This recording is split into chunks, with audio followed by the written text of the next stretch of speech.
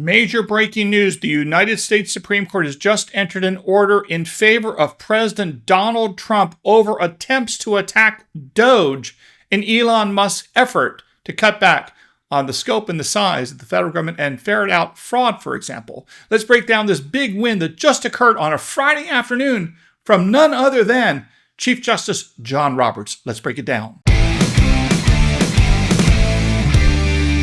Hey folks, I'm Mark Smith, host of the Four Box of Diner, proud American gun owner, constitutional attorney, member of the United States Supreme Court Bar, and I'm proud to say the top voice of the Second Amendment in America. Thank you, 2025 Gundies Awards. All right, we have a big win right here on the start of the Memorial Day weekend in the case of U.S. Doge service versus the Citizens for Responsibility and Ethics in Washington.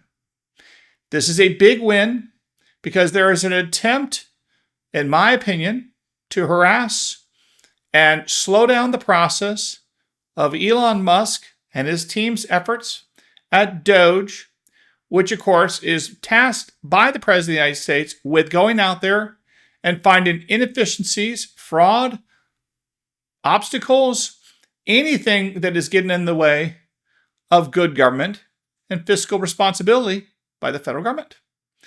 A lawsuit was brought recently trying to engage in massive discovery under the guise of claiming that organizations and the American public are entitled to use the Freedom of Information Act, or FOIA laws, to get all sorts of information about the work of Doge. This lawsuit, entitled U.S. Doge Service et al. Versus Citizens for Responsibility and Ethics in Washington, was filed, surprise, surprise, in the United States District Court for the District of Washington, right? For the Washington, D.C. And guess what? Of course, with the D.C. judge involved, all the lawsuits seem to have gone against the Trump administration and Doge.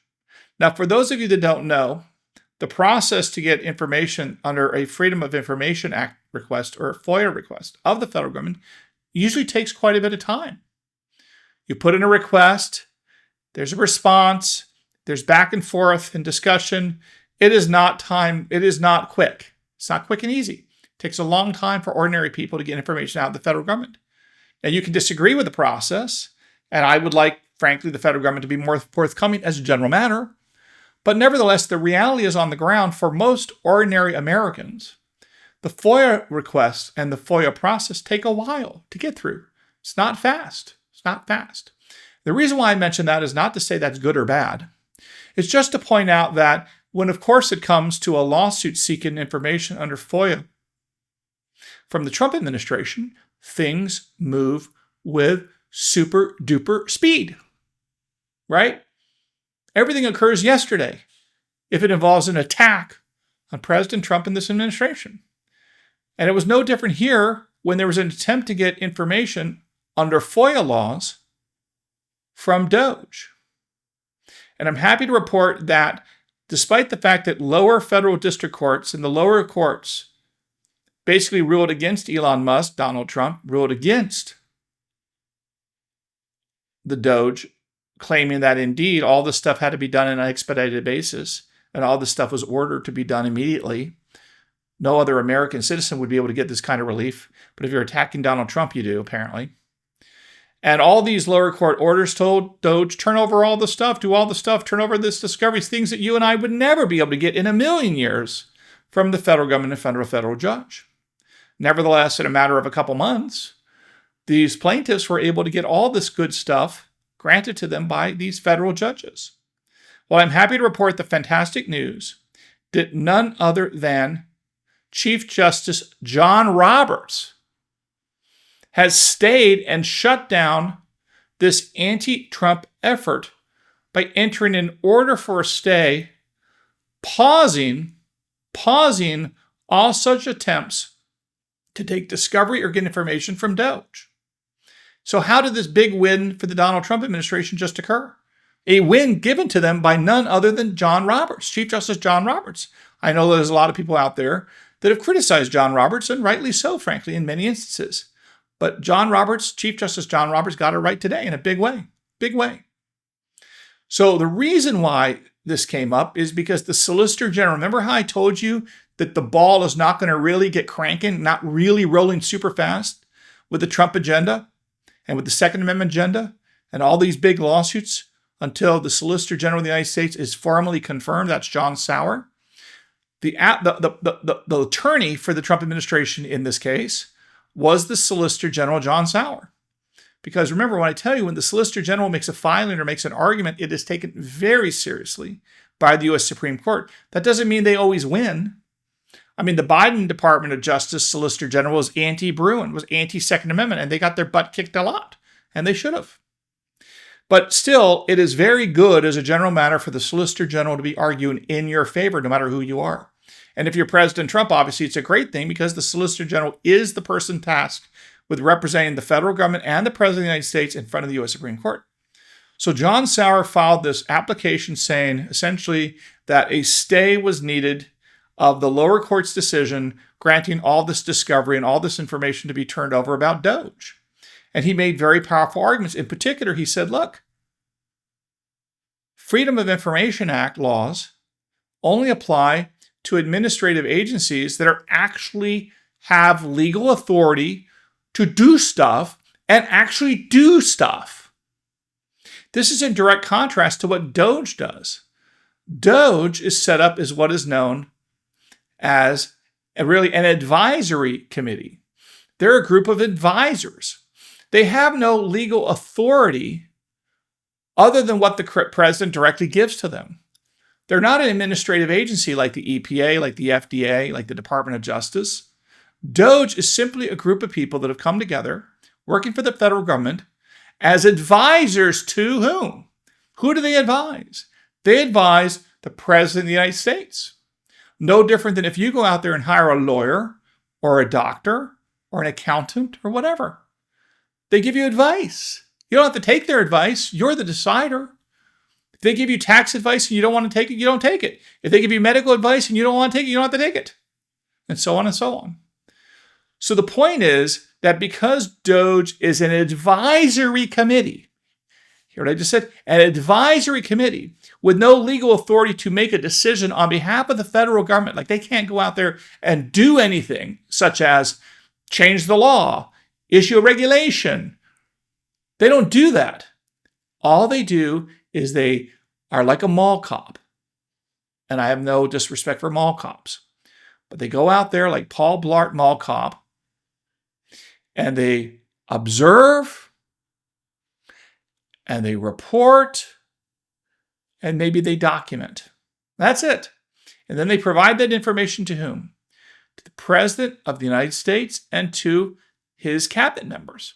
And then it is up to the cabinet members or the president himself to decide whether or not to take the advice and recommendations from Doge or not.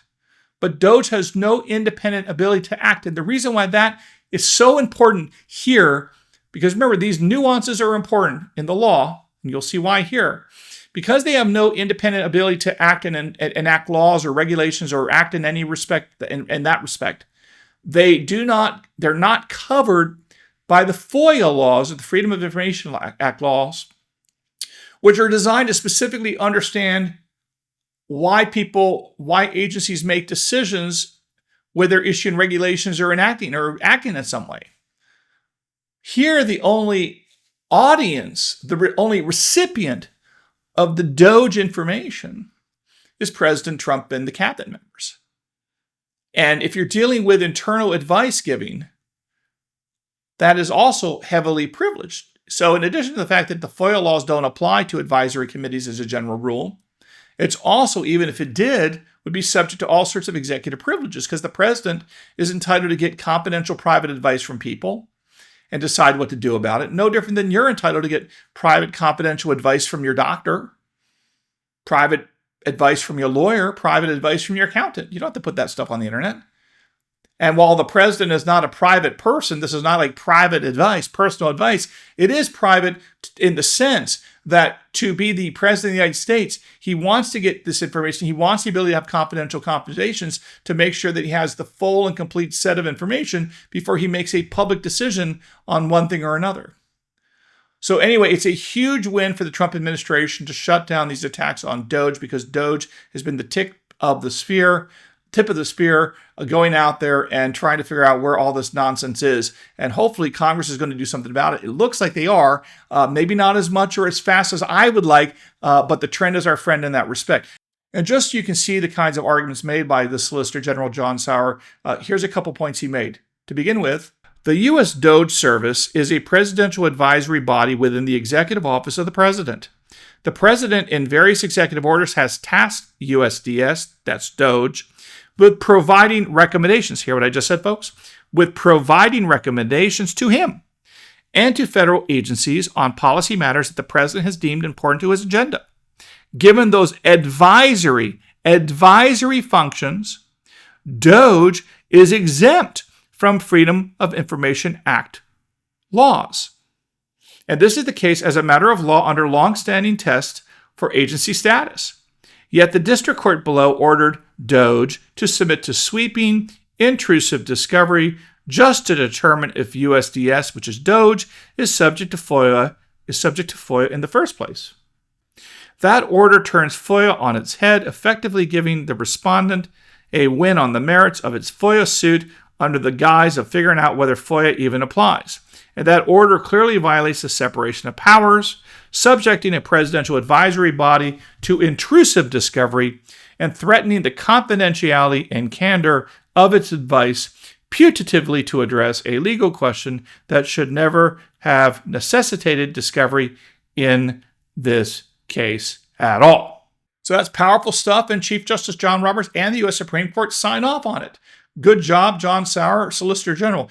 And remember, this is, in my view, a form of lawfare, because for every single hour that a Doge official is bogged down responding to like a FOIA request, which doesn't even apply here, what are they not doing during that hour? There's an opportunity cost. An opportunity cost, of course, comes from economics, which means that if I go to the baseball game today from 2 to 4, I'm not able to watch football from 2 to 4 at the football stadium because I can't do both. So my opportunity cost of going to the baseball game today is I cannot go to the football game. Here, if you force the Doge officials that are working as advisors to President Trump to spend their days, their weeks, their months responding to these requests for massive amounts of information about their job from other third parties, that is a major opportunity cost, because it means they are not spending their time and resources and brain power on what?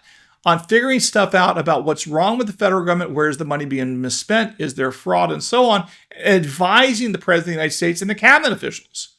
And that is in my view, is probably a big part of what's motivating some of these cases around the country. They want the president and his team, including Doge, to be distracted from the mission at hand, which is trying to fix and shrink the federal government and get rid of the fraud and kick the illegal aliens out of the country and shut down the border and so on and so on. And if you can distract them with lawfare, making them mess around with lawsuits, it makes it harder for them to do their job, because for every hour the president and his team is messing around with these lawsuits, it's an hour they're not doing their job of protecting the country. And that is not a bug, in my opinion, in the views of many of these people around America. That is the feature. That is the goal of what this anti-Trump lawfare is in many parts of the country. But with that said, in terms of this FOIA fight in the District of Columbia, John Roberts stepped up, did the right thing, and shut it down, at least for the moment. We'll see what happens as it plays out. But if Chief Justice John Roberts thinks you've crossed the line when it comes to separation of powers issues,